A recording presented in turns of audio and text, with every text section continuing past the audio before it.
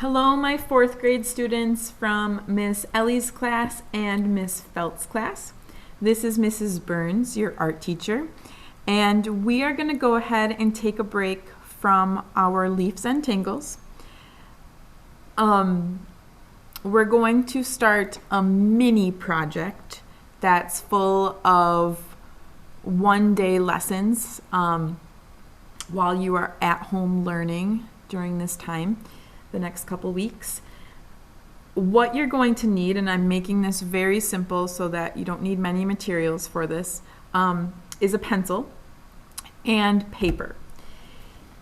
If you are in Miss Ellie's class, I know she said she sent home your sketchbooks. So go ahead and use that paper inside your sketchbooks if you're in Miss Ellie's class.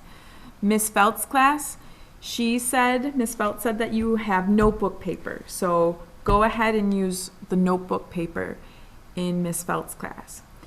If you have printer paper or if you have a sketchbook at home as well, then use that. Otherwise, notebook paper will work just fine. And if you don't have any paper at home, please contact me and let me know, and we're going to try to get some paper to you. Okay? So what we're going to talk about today is we're going to talk about the word form in art. Form is an element of art. And in my picture right here defines form. So when we draw a form, you need height, width, and depth. So when I talk about form a lot, usually I talk about it when we're doing anything three-dimensional. So clay, working with paper mache, those are all examples of form, but then also you can draw a form. So we're going to talk about cylinders today, and here's an example of a cylinder. So there's height right here, there's width, and then up here shows the depth so that it's popping out at you. So the difference between a form and a shape, can you tell? So here's my example of form. Here's my example of a shape. What's the difference? The shape is flat, meaning the shape has no depth. Okay, the shape is just width and height. Whereas the form, you add that depth in there, giving it that three-dimensional look. So we are going to practice drawing a cylinder form today. So, moving on, find a blank piece of paper. Again, if you have your sketchbooks at home, use those. Otherwise, loose leaf paper or notebook paper will work just fine. So what I'm going to have you do is draw 4 cylinders. And using your paper, actually just go ahead and do this. Draw a line right in the middle at the top all the way down. Kind of break up your paper in 4 different sections. And then do one right in the middle right here so that you have 1, 2, 3, 4. You can go ahead and number them.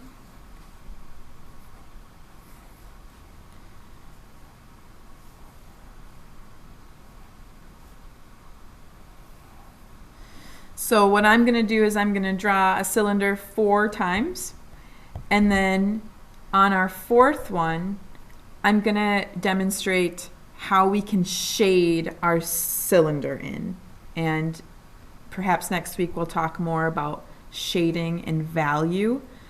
But today I just want you to get the practice of a cylinder. So if you want to look at a real life cylinder, you know, this used to be a can of beans. And I ate the beans and I cleaned the can and then painted the can.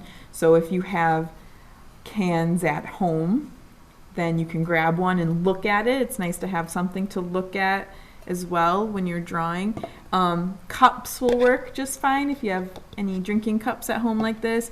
Also, if you have pop or LaCroix, like I have some at home, you can use that too. So, when I start drawing a cylinder, a form, I always start at the top and I work my way down. If you look at this example right here, and I'm going to hold it at a tilt, I'm going to start with this shape right here, which if you look at it at a tilt, now if I look at it this way, it's a circle, but at a tilted way, it turns into a what? An oval shape.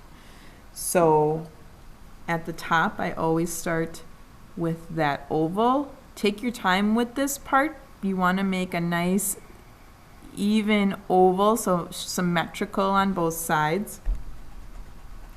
If I cut it in half, it looks the same on both sides. I can take my pencil. And then I like to do what you're going to do next is draw a straight line down. If you have a ruler available, cool, use it if you'd like. You don't have to.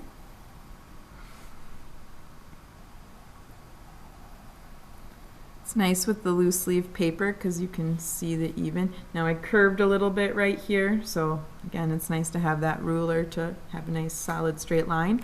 Now here's a trick. A lot of students, when they get to the bottom, they draw just a straight line right across.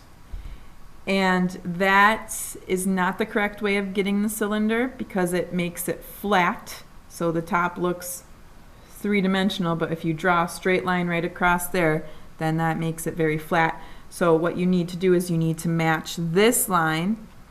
So I'm kind of darken this right here a little bit more so that you can kind of see this line right here needs to match this line. So that curve has to go down here as well. And you want to make it look almost the same. Okay, so here is my first cylinder. Now I'm just going to draw something right here. You don't have to do this. You can if you want. Just to show how this area needs to match the bottom area. I'm just going to do a little dotted line. So you could kind of imagine that this was like a glass cylinder. And so you see that oval is going to match the oval up here to show that it's three-dimensional popping out. Okay. So after you do your first one, try another one.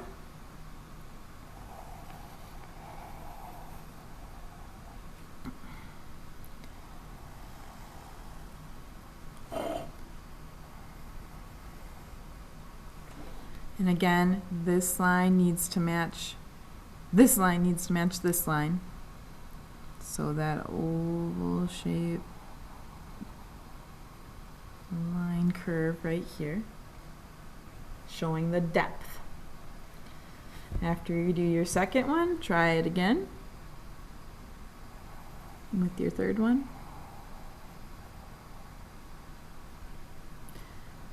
Now right here, if I put my pencil and I was looking symmetrical, it's a little different.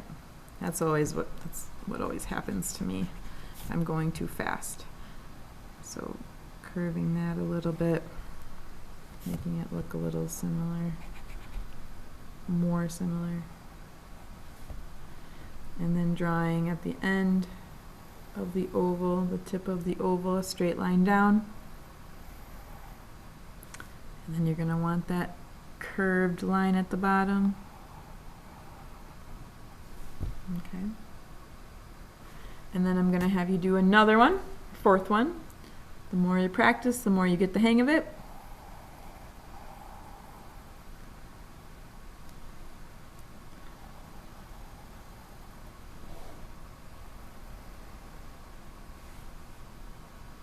Curved line at the bottom. Now in this fourth one, I'm going to demonstrate shading, and I'd like you to try this. So usually when we do shading, it's nice to have a still life, something set up in the classroom.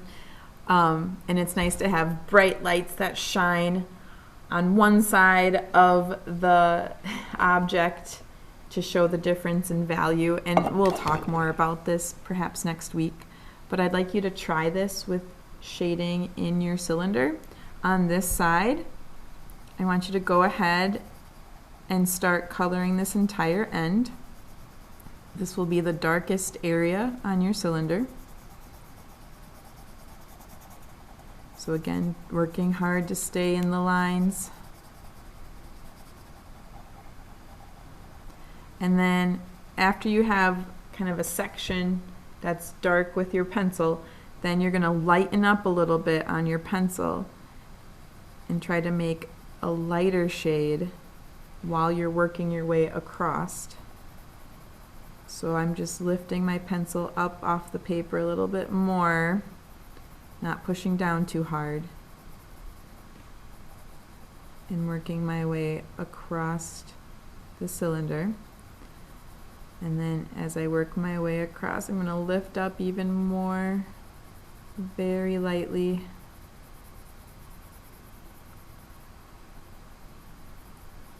Try to make it as even as possible throughout the top and the bottom of that section. And as I work my way across, it's almost like I'm barely touching. I'm trying to blend with the whiteness of the paper.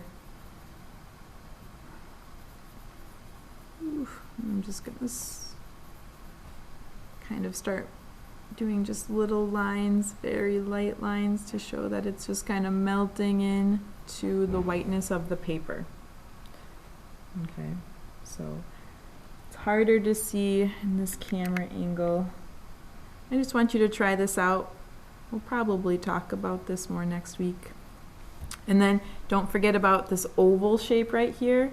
What you're going to do is just lightly, just on this side,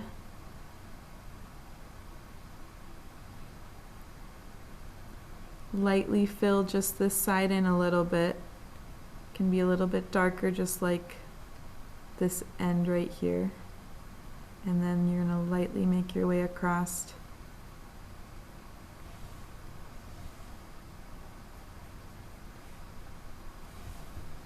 Okay, so this is just a start. We're kind of introducing value.